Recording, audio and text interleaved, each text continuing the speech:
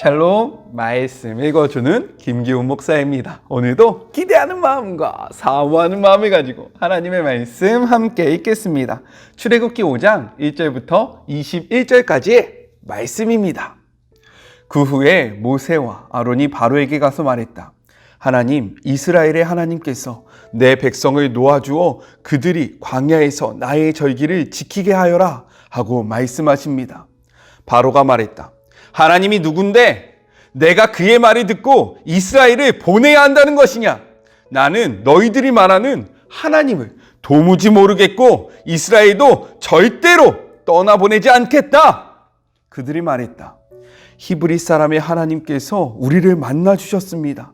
우리가 광야로 사흘 길을 가서 우리 하나님을 예배하게 해주십시오. 그렇지 않으면 그분께서 질병과 죽음으로 우리를 치실 것입니다. 그러나 이집트 왕은 이렇게 말했다. 모세와 아론, 너희는 도대체 무엇 때문에 백성에게 휴일을 주어 쉬게 해야 한다는 것이냐? 돌아가서 일이나 하거라. 바로가 계속해서 말했다.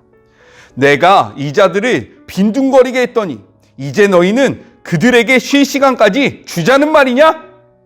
바로는 즉시 조치를 취했다. 그는 강제 노동 감독관과 작업 반장들에게 지시를 내렸다. 너희는 벽돌을 만드는 데 필요한 집을 더 이상 저 백성에게 공급하지 마라. 저들 스스로 집을 마련하게 하여라. 전과 똑같은 수의 벽돌을 생산하게 하고 저들의 하루 작업량을 조금 더 줄여주어서는 안 된다. 저들이 게을러져서 우리 하나님을 예배할 수 있도록 시간을 주십시오 하며 떠들고 다니는 것이다. 저들을 엄히 다스려라. 그래야 저들의 불평이 사라지고 신을 예배하겠다는 망상도 사라질 것이다.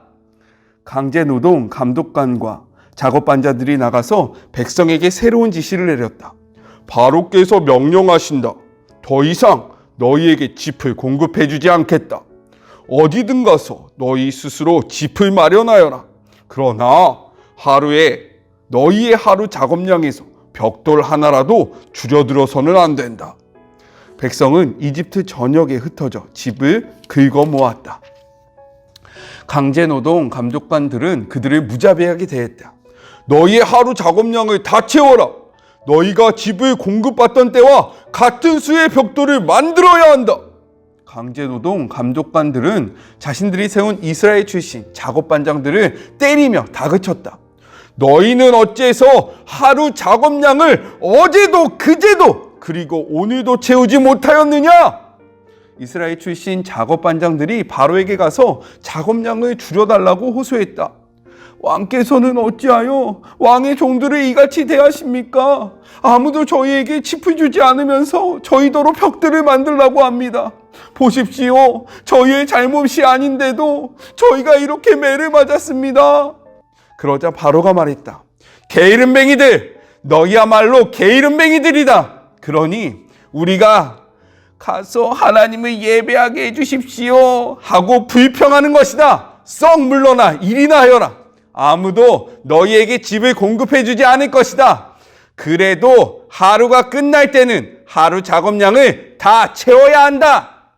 이스라엘 출신 작업반장들은 자신들이 공경에 처했음을 알았다. 그들은 돌아가서 백성에게 너희의 하루 작업량에서 벽돌 한 장이라도 줄여줄 수 없다고 말해야 했다.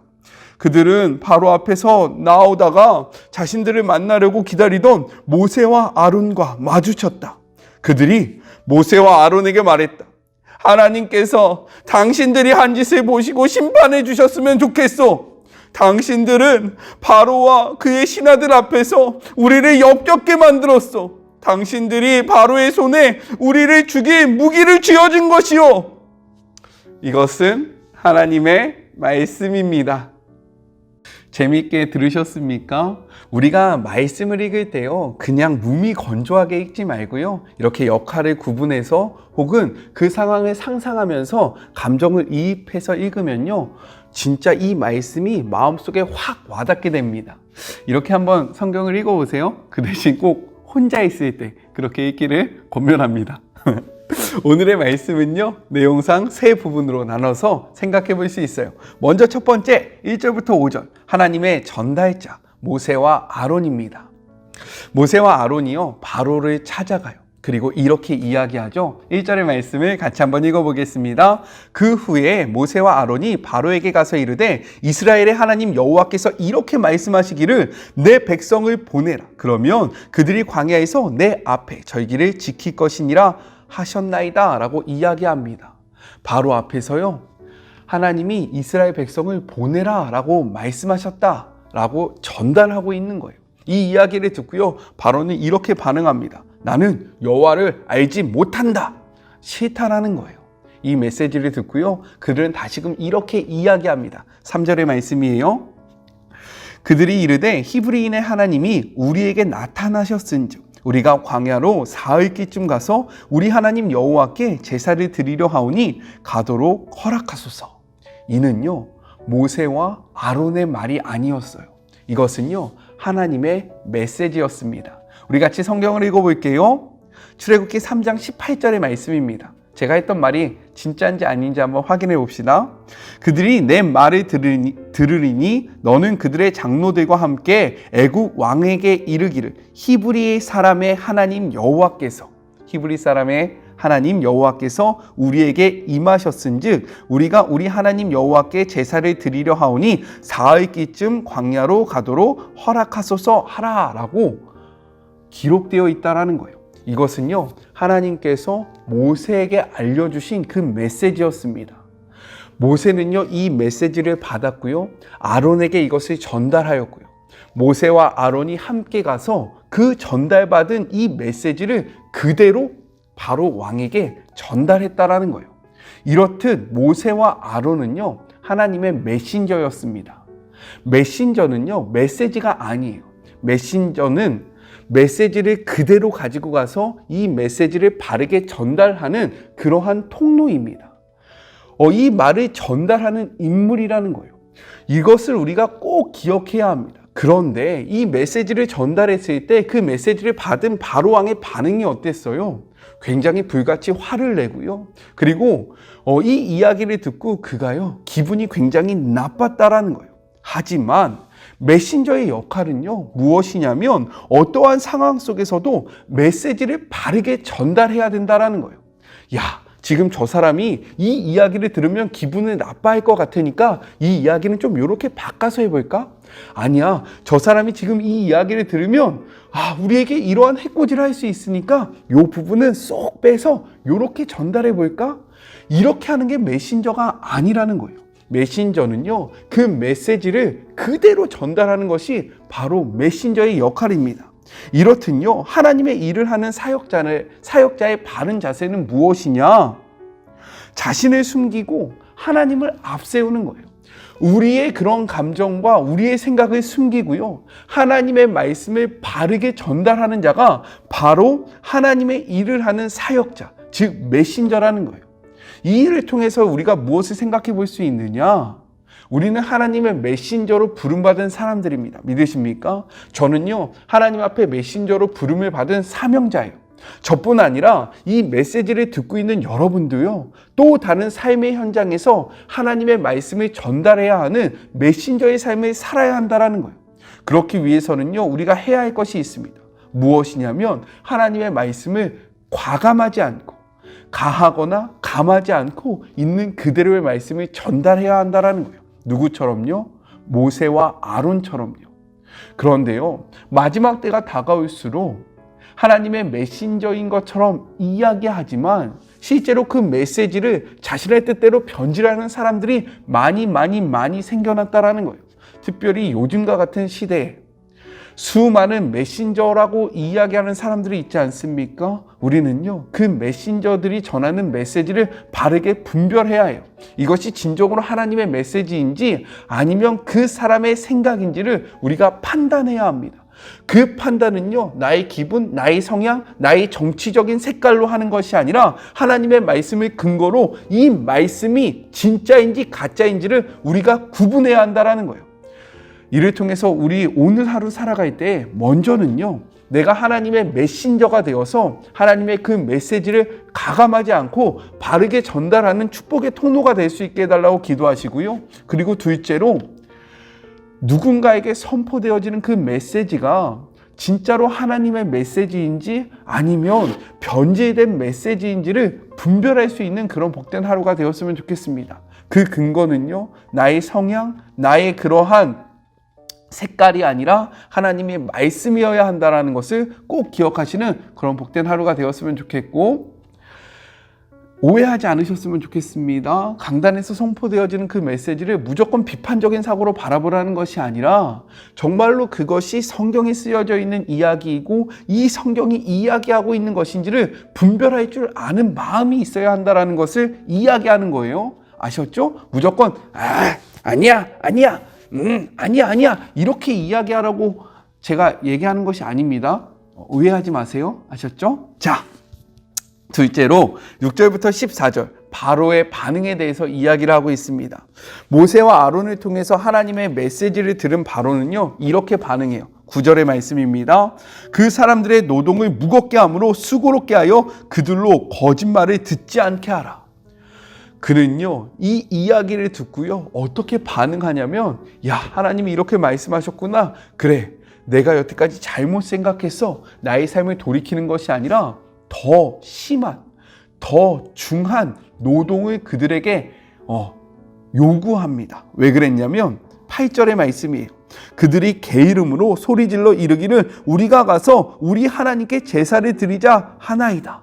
그들이 편하기 때문에 쓸데없는 생각, 하나님 앞에 예배할 생각을 했다라는 거예요. 따라서 이들이 쓸데없는 생각을 할 수 없을 만큼 힘들게 해서 그들의 잘못된 그러한 모습들을 고쳐야겠다라고 생각해서요, 7절 이러한 일을 시킵니다. 너희는 백성에게 다시는 벽돌을 쓸 집을 전과 같이 주지 말고 그들이 가서 스스로 집을 짓게 하여라. 그 당시에는요, 노동이 분업되어 있어서 농사꾼들이 추수 후에 보리집과 그리고 밀집을 모았다가요, 건축을 하는 자들에게 이러한 집을 제공했습니다. 그런데요, 지금 바로는 이야기하고 있는 거죠. 이러한 집을 제공하지 말라. 추수가 다 끝났기 때문에 그들이 바깥에 나가서 집을 찾으려고 해도요, 이 집을 찾을 수가 없는 거예요. 그렇기 때문에 그들은 막 돌아다녀도요, 아무것도 얻을 수 없는 상황이었습니다. 실제로 이것은 가능하지 않은 일이었다라는 거예요. 하지만 바로는요, 이 모든 상황을 알면서도요, 이스라엘 백성들을 힘들게 하기 위해서 이러한 명령을 내렸다라는 거예요. 왜요? 이러한 불가능한 일을 시킴으로써 이들의 삶을 어렵게 함으로써 이 불만과 불평의 그러한 화살이 누구로 향하게 하느냐? 바로 모세와 아론을 향하게 하기 위해서 이러한 일을 벌인 것입니다.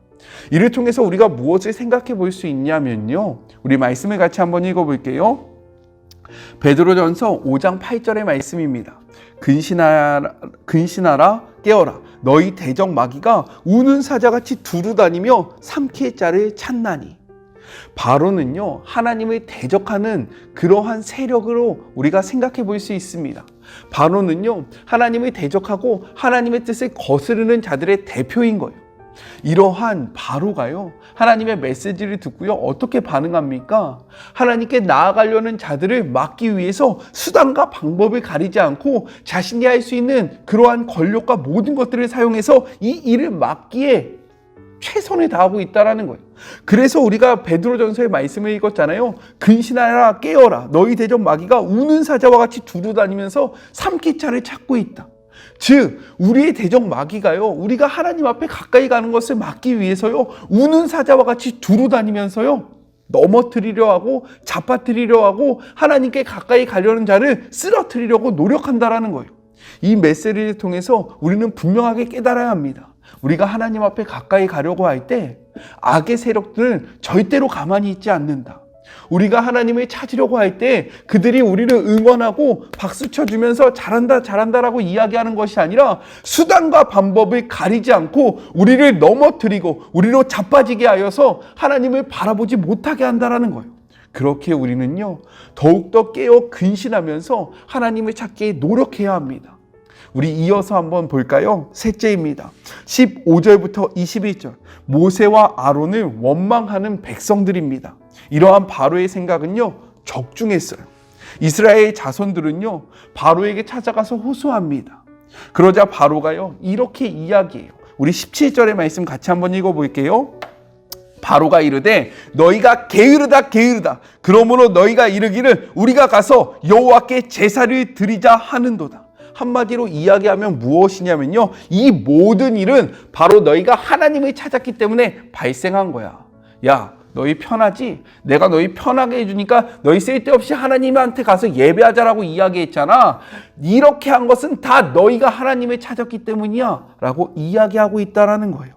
이 이야기를 듣고요, 이스라엘 백성이요, 자신의 그러한 민족에게 돌아가는 과정 가운데 자신들이 기다리고 있었던 모세와 아론을 만납니다. 그러고요, 이들은 이렇게 이야기해요. 21절의 말씀이에요.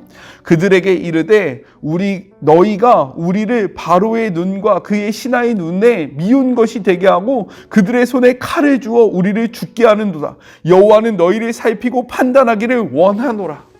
너희 때문에 우리의 삶이 힘들어졌다라는 거예요. 너희가 오지 않았으면 우리는 평안했는데 너희가 와서 괜히 들쑤셔놔서 우리의 삶이 더욱더 힘들게 되었다라는 거예요. 근데요, 이들이 어떠한 자들이었습니까? 우리 말씀을 한번 볼게요. 4장 31절의 말씀입니다.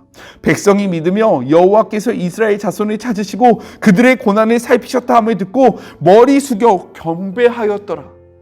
모세와 아론이요, 이 백성들에게 가서 하나님이 보여주신 그 이적을 보여주고요, 그리고 하나님이 알려주신 그 메시지를 알려주었을 때 이들은 무엇이라고 이야기했습니까?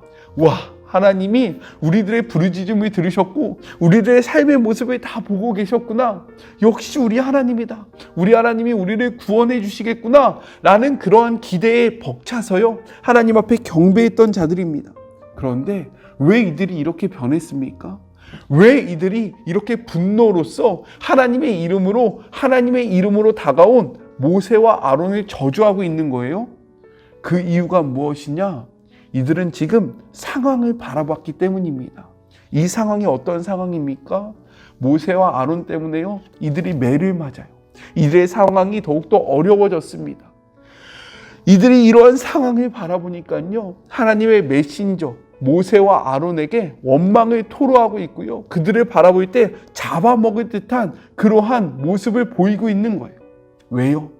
하나님의 메시지를 기억하지 않고 상황을 바라봤기 때문입니다. 이를 통해서 우리가 무엇을 생각해야 하냐면, 우리가 우리의 현상, 상황을 바라보면요, 우리의 삶에 원망이 찾아올 수 있어요. 실망이 찾아올 수 있습니다. 그러나 믿음의 눈을 들어서 말씀을 기억하면요, 이 상황 가운데서도 흔들리지 않을 수 있다는 거예요. 우리가 흔들리는 이유는 무엇이냐? 말씀을 믿는 것이 아니라 상황을 바라보고 상황 속에서 살아가기 때문입니다. 그렇기 때문에 우리에게 중요한 것은 무엇이냐면, 우리의 믿음의 눈을 들어 하나님을 바라보고요, 하나님의 말씀을 소유하는 거예요. 문제는 항상 우리가 말씀을 잊어버렸을 때 찾아옵니다. 왜요? 사탄이요, 악의 세력이요, 우리로 하여금 하나님과 가까워지는 것을 막기 위해서 수단과 방법을 가리지 않고 우리를 공격하고 있기 때문인 거예요. 이러한 공격 속에서 우리의 마음을 지킬 수 있는 한 가지는 무엇이냐면, 하나님의 말씀을 기억하면서 기도하는 것입니다. 하나님의 말씀을 붙잡고요, 하나님, 저는요, 이 상황을 바라보는 것이 아니라 하나님을 바라봅니다. 하나님이 우리를 구원하여 주시겠다라고 약속하셨으니 나는 그 약속을 믿습니다 라고 이 말씀을 붙잡을 때 우리는 상황이 흔들리지 않을 수 있다는 거예요. 사랑하는 주의 자녀들은 상황을 바라보는 자들입니까? 아니면 말씀을 바라보는 자들입니까? 오늘 하루를 살아갈 때 상황에 집중하는 것이 아니라 하나님의 말씀에 집중하는 그런 복된 시간이 되었으면 좋겠습니다. 우리 같이 기도할까요? 하나님 감사합니다. 오늘도 말씀을 통하여 우리가 어떻게 살아가야 할지를 가르쳐 주심에 감사합니다. 우리는 하나님의 메신저입니다. 메신저는요, 메시지가 아니에요. 그렇기 때문에 우리는 받은 말씀을 그대로 전달해야 합니다. 우리의 생각과 그리고 우리의 성향과 우리의 것들로 그 메시지를 희석하는 것이 아니라 하나님의 그 메시지를 바르게 전달하는 것이 우리의 사명이고 우리의 임무입니다. 그렇기에 우리가 살아가는 삶의 자리에서 하나님의 메시지를 가감하지 아니하고 바르게 전달하는 축복의 통로가 되게 하여 주시옵소서. 또한 하나님의 말씀, 메시지대로 살아가려고 할 때에 악의 세력이 정말로 우리를 공격함을 말씀을 통해서 깨달았습니다. 하나님, 우리가 세상 속에서 어려움을 당하는 것은 하나님의 말씀을 붙잡고 있기 때문입니다. 우리가 이 세상 속에서 공격을 당하는 것은 우리가 주님의 뜻대로 살아가고자 노력하고 있기 때문입니다. 그렇기에 이 사실을 우리가 깨닫고 세상의 공격이 다가올 때에 원망하기보다는 감사하며 내가 하나님의 뜻대로 살아가고 있다는 것을 분명히 확신하는 주의 모든 자녀들이 되게 하여 주시옵소서. 또한 주님, 하나님 아버지, 우리가 상황에 집중하는 자들이 되지 않기를 소망합니다. 상황이 아니라 말씀에 집중하며 말씀을 기억하는 자들이 되게 하여 주셔서 이 모든 악의 세력 가운데 끝까지 흔들리지 아니하고 주님의 그 뜻을 쫓아 나아가는 주의 모든 자녀들이 되게 하여 주시옵소서. 함께 하실 주님을 기대하며 예수님의 이름으로 기도드립니다. 아멘. 상황에 집중하지 마시고 말씀에 집중하는 복된 하루가 되었으면 좋겠습니다. 저는요, 또 내일 만나도록 할게요. 사랑하고 주님의 이름으로 축복하면서 오늘 하루도 힘내세요. 우리 내일 만나요. 안녕. 오늘도 수고하셨습니다.